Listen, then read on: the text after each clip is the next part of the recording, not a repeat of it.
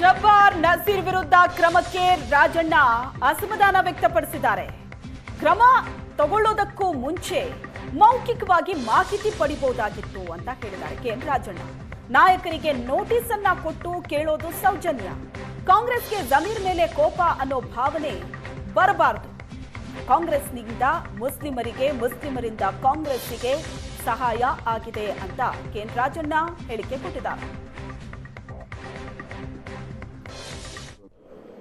ಯಾರ ಮೇಲೆ ಏನೇ ಆರೋಪ ಬಂದರೂ ಕೂಡ ಅದನ್ನ ಅವರನ್ನು ನೋಟಿಸೇ ಕೊಡಬೇಕು ಅಂತಿಲ್ಲ. ಫೋನಲ್ಲಾಗಲಿ, ಇನ್ನೊಂದಾಗಲಿ, ಮತ್ತೊಂದು ಸೌಜನ್ಯಕ್ಕಾದರೂ ಅವ್ರ ಹತ್ರ ಮಾಹಿತಿ ಪಡಿಬೇಕು.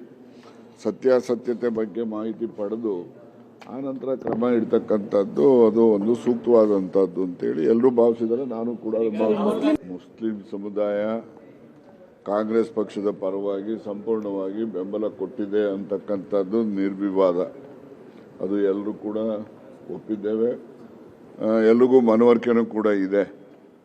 ಆದರೆ ಜಮೀರ್ ಅವ್ರ ಮೇಲೆ, ಇನ್ನೊಬ್ಬರ ಮೇಲೆ, ಮತ್ತೊಬ್ಬರ ಮೇಲೆ ಏನಾದರೂ ಕ್ರಮಗಳು ಅದು ಇದು ಅಂತಕ್ಕಂಥದ್ದು ಪ್ರಸ್ತಾಪಗಳು ಬಂದಾಗ ಆಗಂದಾಕ್ಷಣಕ್ಕೆ ಪೂರ್ಣ ಮುಸ್ಲಿಂ ಸಮುದಾಯನೇ ಕಾಂಗ್ರೆಸ್ ವಿರುದ್ಧ ಅಂತಾಗಲಿ ಅಥವಾ ಅವ್ರ ಮೇಲೆ ಕಾಂಗ್ರೆಸ್ಸಿಗೆ ಕೋಪ ಇದೆ ಅಂತ ಭಾವನೆ ಆಗಲಿ ಆ ಸಮುದಾಯದಲ್ಲೂ ಕೂಡ ಬರಬಾರ್ದು.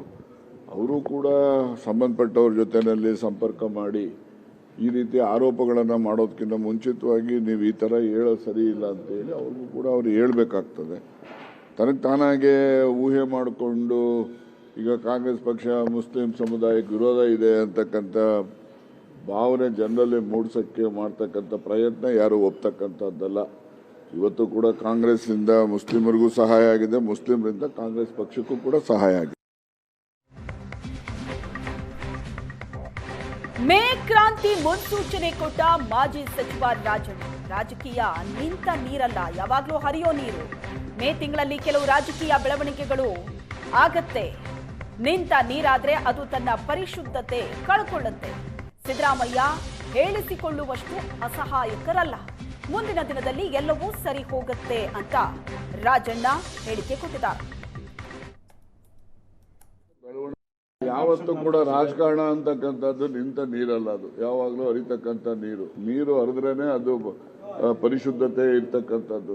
ಒಂದೇ ಕಡೆ ನೀರು ನಿಂತುಬಿಟ್ರೆ ಅದು ಪರಿಶುದ್ಧತೆಯನ್ನು ಕಳ್ಕೊಳ್ತದೆ. ಅದರಿಂದ ರಾಜಕಾರಣನೂ ಹಂಗೇನೆ, ಅದು ಕೂಡ ನಿಂತ ನೀರು ಹೇಗೆ ಹರಿಯೋ ನೀರು ಪರಿಶುದ್ಧತೆ ಇರುತ್ತೋ ಹಾಗೆ ರಾಜಕಾರಣನೂ ಕೂಡ ಪರಿಶುದ್ಧತೆ ಕಾಪಾಡ್ಕೋಬೇಕು ಅಂದರೆ ಬೆಳವಣಿಗೆಗಳು ನಿರಂತರವಾಗಿ ಆಗಬೇಕು.